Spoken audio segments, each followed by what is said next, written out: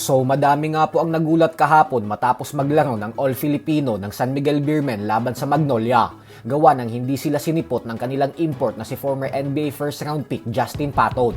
At dahil sa walang import ang SMB, kaya natambakan ito ng Magnolia sa buong game sa score na 120-101. At pagkatapos ng game ay nang ma-interview ang SMB team manager na si G. Abanilla, ay hindi nito naitago ang kanyang pagkakadismaya sa import nila.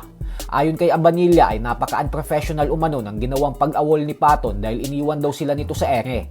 Hindi man lang umano sila inabisuhan na hindi pala siya maglalaro, kaya hindi sila nakapaghanda.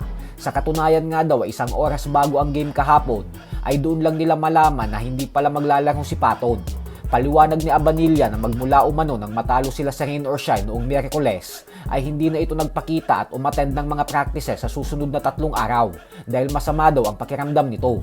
Subalit sinabi daw ni Patton na magpapahinga lang siya at sisiguraduhin na 100% ang kanyang kondisyon para sa Magnolia game. Pero nang sinundo na daw ito ng driver kahapon at kinakatok na ang pinto, ay bigla daw nitong nilak ang pinto at hindi na sila sinagot. Kaya naman dahil dyan ay sinabi ni Abanilla na hindi umano nila papalampasin ang ginawang ito ni Patton. Bukod dyan ay kinumpirma din ito na agad niya nang tinawagan ng dati nilang import na si Benny Boatwright para papuntahin na agad sa Pilipinas sa lalong madaling panahon para mapalitan na si Patton. Ganun pa man ay hindi naman maiwasan ng ibang mga fans magduda dahil suspetsya ng iba na palabas lang umano ang pag-awol ni Patton kasi saktong-sakto umano na nangyari ang lahat nang matapos na ang obligasyon ni Benny Boatwright sa KBL sa South Korea. Habang may mga nagsuspetsya naman na baka daw natunugan na ni Patton na last game niya na ang Magnolia dahil papalitan na ito ni Benny kaya inunahan na nito ang San Miguel. Kasalukuyang nanganganib ang SMB sa konferensyang ito gawa ng pangsyam sila sa standings at may record na 3-4.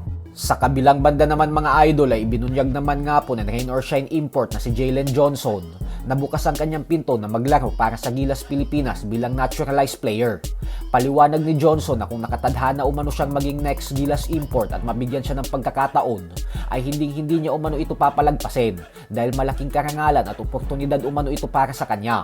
Sa kasalukuyan ay silang dalawa ni Bolbol ang nangunguna sa malakas ang posibilidad na makakuha ng Best Import of the Conference Award.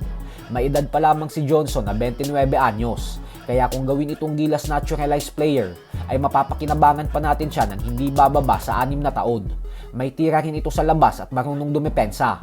Hindi rin siya sentro kaya hindi apektado ang mga minuto nila Kai Soto, AJ Edo at QMB kung sakali.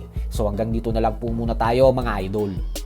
Huwag pong kakalimutang mag-subscribe sa ating pangalawang channel na Sports Talk PH 2.0 dahil ang channel po na ito ay para sa araw-araw na basketball updates. Yung main channel po kasi natin na Sports Talk PH na siyang may 1 million YouTube subscribers ay pang boxing updates po yun. Maraming salamat po.